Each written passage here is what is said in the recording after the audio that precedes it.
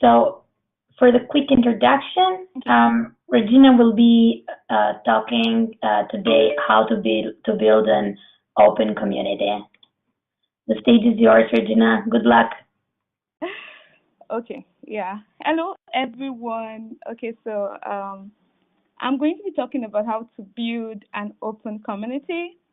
And while I was trying to create my talk, I found this image that we used at the Linux App Summit last year, which was a very huge success. I felt like it really resonated with me personally and what the community stands for, and I felt that it's important that I share the image here. And by the way, they'll be having the summit again in November. So first thing, I'm supposed to talk about myself. I am Regina Kemchadijo. I mean, this is not something I'm really good at, talking about what myself and writing it down like that. But then I try to put up something, and I think this works. So I am a member of GNOME, and I was part of the newly elected board of directors.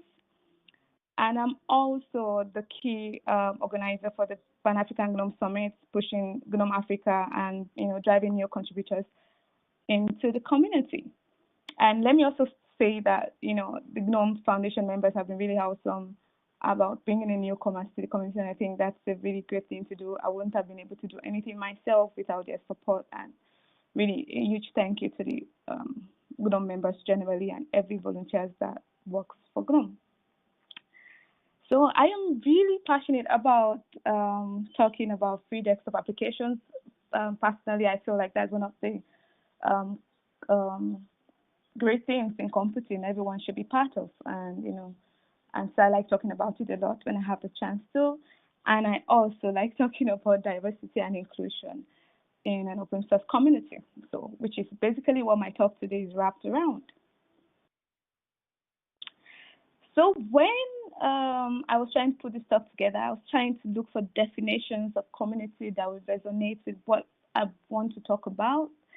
And I was able to find this, where I quoted them, and they said the community is said to exist when interactions between individuals has the purpose of meeting individual needs and obtaining group goals, rather. I see this definition as something that is very deep and important to any community or anyone that will be joining a community or advocating for a community. So basically, everyone that joins the community comes with an intent to achieve their goals and the community goals. So this really determines how long an individual stay for and how short they stay for.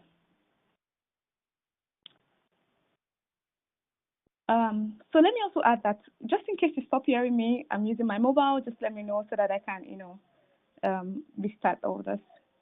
So I'm just going to be talking about taking your first step into being, into being part of a community, and I'm going to talking about how to create a diverse and inclusive community. Also ways to increase participation in the community and benefit of mentorship in a community. So these are really the four topics I just tried to put together in a very small form, and I hope that it meets everyone's needs. So I looked at there are several ways that I found about taking your first step about being part of a community. But then, I was able to wrap around this community engagement cycle, and to be part of a community. Anyone that wants to be part of a community or build a community or advocate for a community thinks of these four things, amongst others that I found, which is identity, trust, participation, and reward.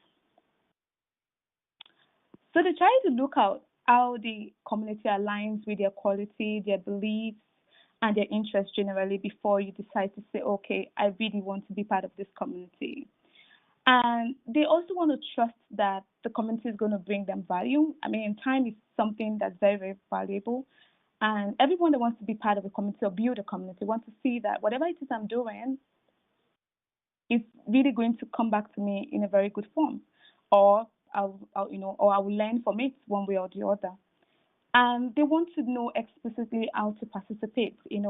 I use the word explicit because they want to be able to see that how can I be part of this community? How can I expand this community? How can I build, a community from this? And when I talk about building a community, it can be as little as expanding a community in a university, in an organization, and all of that. So they want to know explicitly how do they participate, and they want to know if there's a reward for their participation. But when I talk about reward, I'm talking about financial, non-financial. Financial rewards can come as internship programs like the outreach that we have, and it can also come out as a beautiful idea of norm for the community challenge, which involved so many everyone around the globe, and I think that's a very interesting stuff to have. I do not know if my video is still showing because I'm not seeing myself, and I'm hoping that someone is seeing me, to be honest. Okay. um, so, how to create a diverse and inclusive community? Before I continue, can someone at least maybe show up and tell me, okay, you can see me and the video is fine, because I really can't see myself. Can you hear me? I just need that validation, and I cannot go off the application at the moment. So, anyone to just help me It's out? fine. Aha, thank you, Manuel. It's open for me, but well. Okay. Can you check the chat? Possibly someone is not hearing me, Okay. I can hear you fine as well. Okay. Thank you so much, Christy. Okay. So, how to create a diverse and inclusive community? I picked out this image because I feel like having to have a diverse community has to be with everyone from different abilities, race, and gender. And this happens to be part of a program I mentored in a few years back. And this particular program basically changed my entire perception about what a community it is really generally, and it changed how I saw people and the type of people basically that I want to see. Is there a problem, Manuel? Hello? Manuel, you tried saying something. Can I go on? Okay. Yes. Okay, thank you.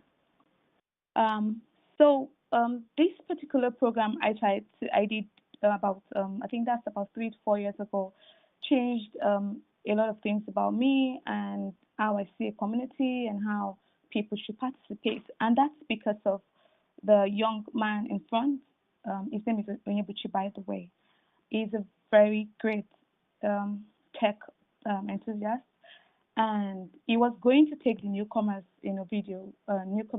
talk, if we're going to have the packs, because of the virus and everything, we had to postpone.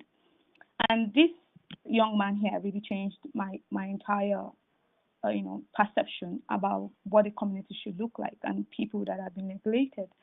And I feel like this type of picture is what I really would want to have in any community I want to build. And it's a conscious attempt that I did, even while we were trying to create the parks event right here in Africa, in Nigeria. So I see an inclusive community as a welcoming and community, where the members are safe, they're respected, they're comfortable being themselves, basically irrespective of their identities, irrespective of their race, their gender, or their physical abilities. Everyone, should be able to come into that community and feel safe and accepted.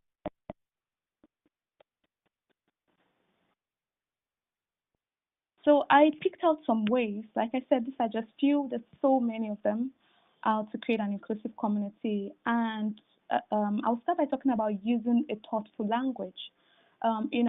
Because when you try to create a diverse community or a community, build a community, you're dealing with people from diverse races of life, and you want to be able to be sure about the language you use. You want to think through what you're saying before you say them, and how you say them so that they're not misinterpreted, and feels everyone feels happy about what you're saying. Okay. And secondly, it's important that you always ask questions and no assumptions. Don't think somebody said this, someone said that. You should always listen before you draw up your conclusion, because you're not dealing with people like yourself. You're dealing with people from different races. So it's important to always listen to know what their opinions are and how you can really translate that opinion they're giving to you. Thirdly, is creating a sense of belonging. When we talk about diversity and inclusiveness, people feel like when you have a diverse community, you have everyone from different races and physical abilities, you already have a diverse community. No, you can actually create a diverse community, and the people in the community do not feel like they belong in that community. So it's a two-way thing. When you're creating a diverse community, you should make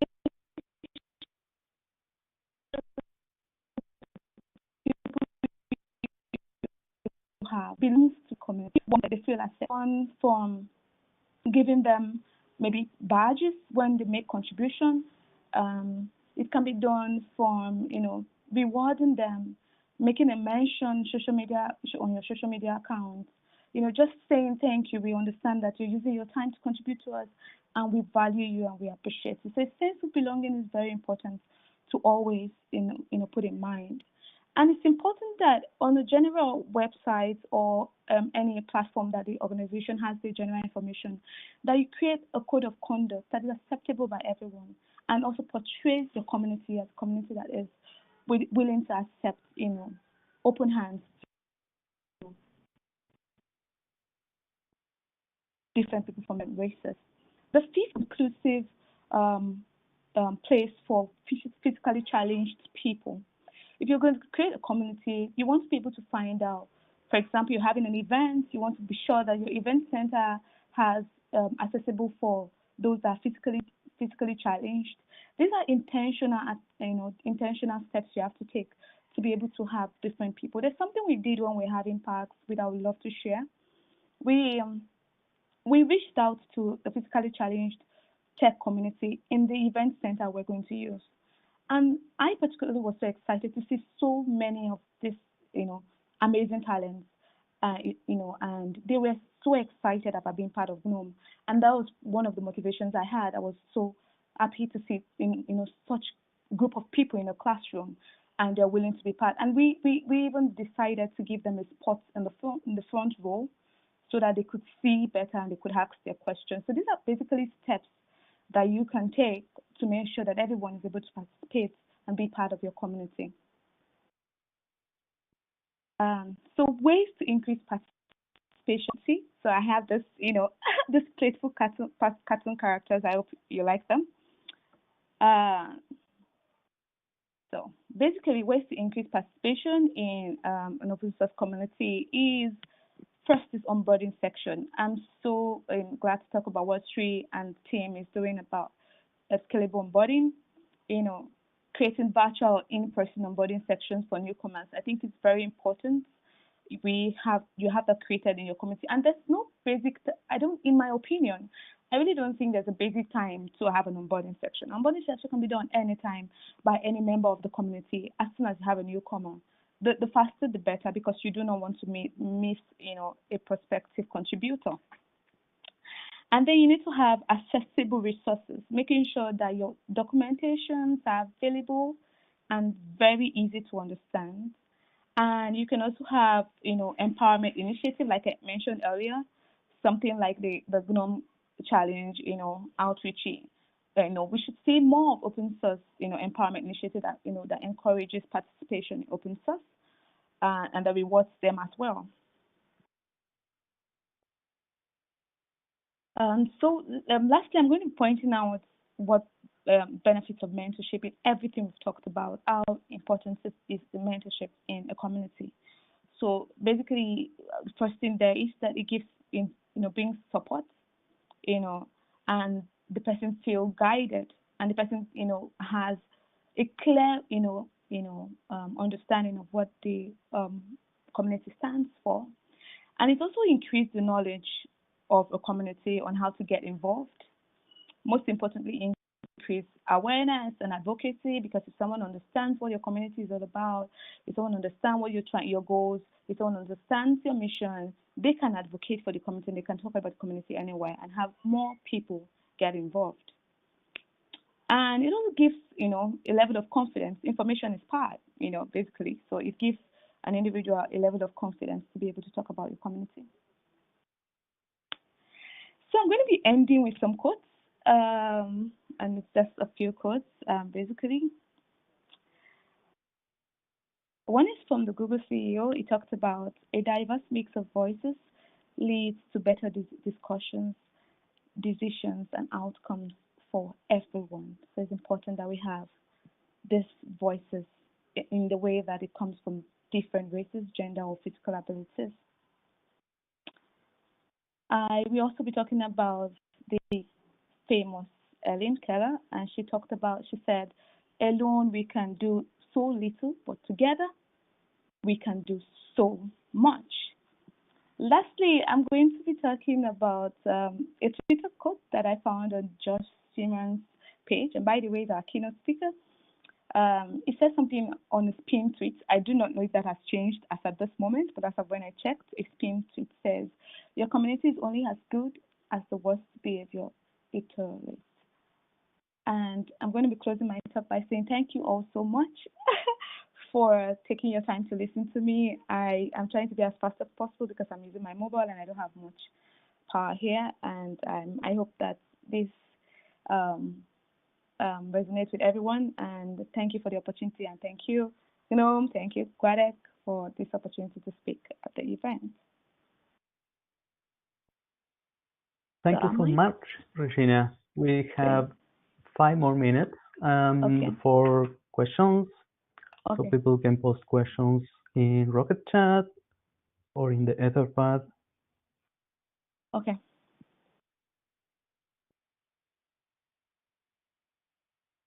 Are there any questions? I can see.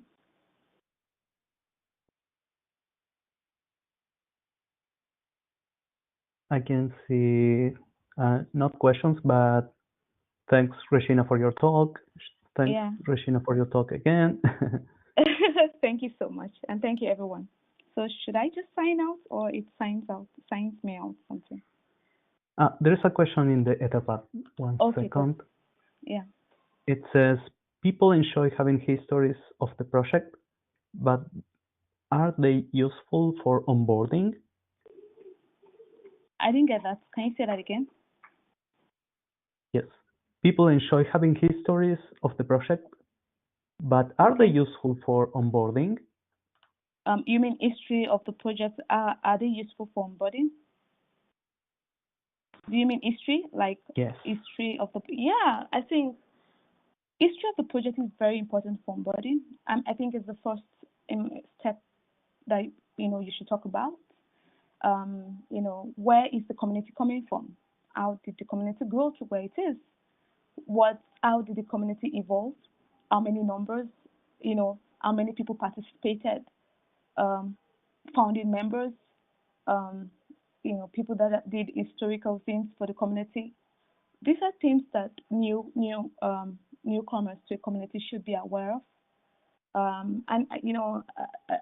When I came into the community newly, I found my first contact was Nuritsi, and she did my onboarding online because I wasn't able to attend the summit, and she took the time to explain to me what GNOME stands for, how GNOME was created and what the goals were.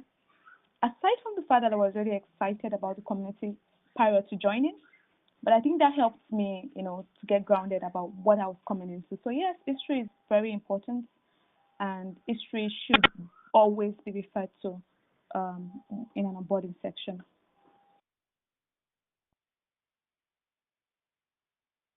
Great, thank you. There's another question in the Etherpad. 1 second. Okay. It says, what strategies have worked for you for successful onboarding documentation? Okay. Basically, what we do right now is because I think it's just making sure that you have a documentation of how the community was built upon first. and I try to do onboarding as soon as I see a newcomer.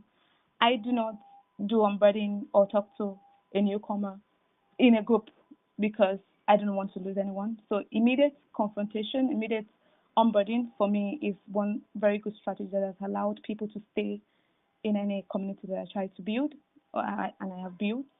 Um, Secondly, I try to do a follow up on how the community, how the individual is doing, what they need to learn, and I also try to match them to if they have contributions to make that I do not really have necessarily have good grounds on it. I try to match them with someone that I think that could help lift them up.